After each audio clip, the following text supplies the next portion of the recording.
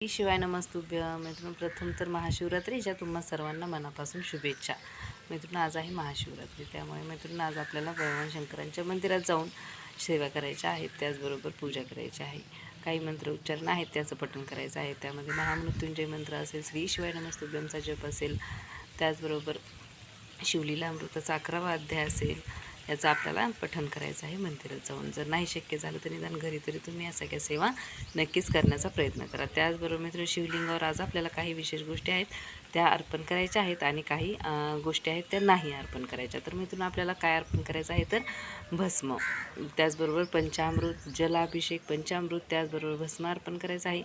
त्याचबरोबर आपल्याला पिवळं चंदन लावायचं आहे शिवलिंगाला. त्याचबरोबर मित्रांनो, पांढरी फुलं अर्पण करायची आहेत. शक्य झालं धोत्र्याचं फुलं अर्पण करण्याचा प्रयत्न करा, फळ अर्पण करायचा प्रयत्न करा. त्याचबरोबर मित्रांनो, आपल्याला बेलपान जेवढे शक्य होतील तेवढे 108, 11, 21 तुम्हाला जेवढे शक्य होतील तेवढे आपल्यालाच अर्पण करायचे आहेत. त्याचबरोबर मित्रांनो, शक्य झाल्यास 108 वाती आपण प्रज्वलित करायच्या आहेत शुद्ध तुपातल्या शिवलिंगासमोर. त्याचबरोबर मित्रांनो, आपल्याला कोणत्या गोष्टी अर्पण करायच्या नाहीत तर आपल्याला तुळशीपत्र, जे आपण मंजुळा आणि तुळशी जे आपण विठ्ठल भगवानांना वाहतो, त्या तुळशीपत्र आणि मंजुळा आपल्याला शिवलिंगावर अर्पण करायच्या नाहीत. आणि त्याचबरोबर हळद कुंकूही आपल्याला शिवलिंगाला लावायचं नाही.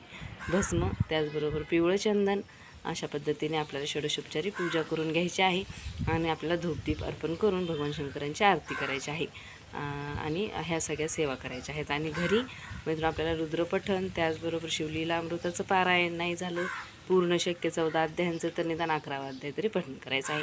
अशा पद्धतीने आपल्याला ही पूजा करून घ्यायची आहे आणि आजची महाशिवरात्री आपल्याला साजरी करायची आहे. श्री शिवाय नमस्तुभ्यं. श्री स्वामी समर्थ.